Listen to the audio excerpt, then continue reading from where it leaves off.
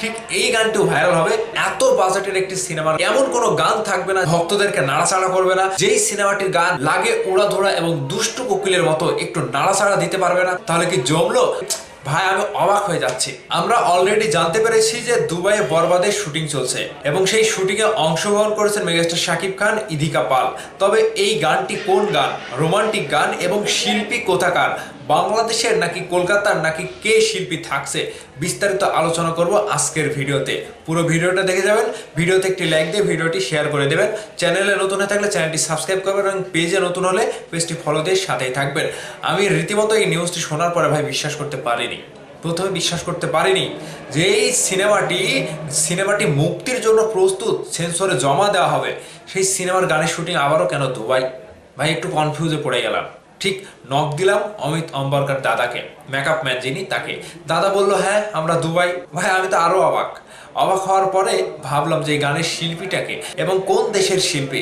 আমি যতটুকু ফেসবুক ঘাটাঘাটি করলাম এবং সিনেমা সংশ্লিষ্ট এবং অন্যান্য মাধ্যম থেকে যতটুকু জানতে পারলাম, এই বরবাদের রোমান্টিক গানটা দুবাই শুটিং করার জন্য তারা দুবাই গিয়েছে এবং এই গানটি খুবই তড়িঘড়ি করে কলকাতার একজন শিল্পীকে দিয়ে গানটি গাওয়ানো হয়েছে। সেই শিল্পীটার নাম আমি জানতে পারিনি, সত্য কথাই বলবো। সেই শিল্পীটার নাম এখনো গোপন রাখা হয়েছে কিংবা প্রকাশ করা বারণ রয়েছে, সেজন্য এখনো শিল্পীর নাম প্রকাশ করা হয়নি। তবে ভাই যেটা আসছে, আমার মনে হচ্ছে এই গানটি মানে এত বাজেটের একটি সিনেমার গান, এমন কোনো গান থাকবে না যেই সিনেমাটির গান ভক্তদেরকে নাড়াচাড়া করবে না, যেই সিনেমাটির গান লাগে উড়াধুরা এবং দুষ্টু কোকিলের মতো একটু নাড়াচাড়া দিতে পারবে না। তাহলে কি হলো?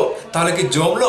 আমার মনে হচ্ছে ঠিক এই কারণে বরবাদ টিম আবারও একটি রোমান্টিক এবং ঝাঁকালাক একটি গানের শুটিংয়ে দুবাইয়ে উড়াল দিয়েছে, দৌড় দিয়েছে, একেবারে দৌড়ে চলে গিয়েছে দুবাই।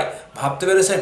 পরিচালক তো ইচ্ছা করলে পারতো এখানে একটা দেশের মধ্যে শুটিং টুটিং করে, কলকাতাতে শুটিং বুটিং করে গানটি দিয়ে দেয়, চালিয়ে দেয়, পারতো, কিন্তু তারা করেনি। হ্যাঁ, এটাই হচ্ছে প্রফেশনালিজম, এটাই হচ্ছে সিনেমার প্রতি একটা দরদ, সিনেমার প্রতি একটা আসল প্রযোজকের একটা হাতিয়ার বলে মনে করেন।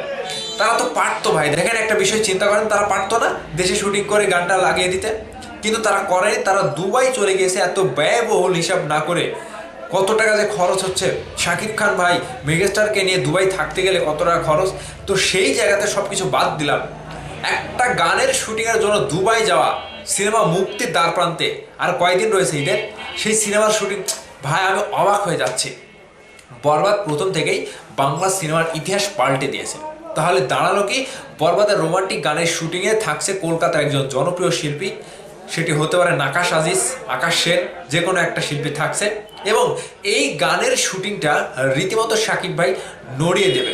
এই গানটি যখন রিলিজ হবে একেবারে কাঁপিয়ে দেবে, লাগে উড়া ধরা দুষ্টু কোকিলের মতো যেভাবে ভাইরাল হয়েছিল, ঠিক এই গানটিও ভাইরাল হবে। এই জন্যই বরবাদ টিম ডিসিশন নিয়েছে যে এত বাজেটের সিনেমায় যদি একটা কাঁপানো গান না থাকে বিষয়টি কেমন হয়ে যায়। ঠিক এই কারণেই বিষয়টিকে আপনারা বুঝতে পারলেন দর্শক। যদি বুঝতে পেরে থাকেন তাহলে অবশ্যই আপনাদের ফিলিংস এবং কতটা খুশি হয়েছেন ভিডিওর নিচে কমেন্ট করে জানাবেন। ভালো থাকবেন, ধন্যবাদ সম্পূর্ণ ভিডিওটি দেখার জন্য।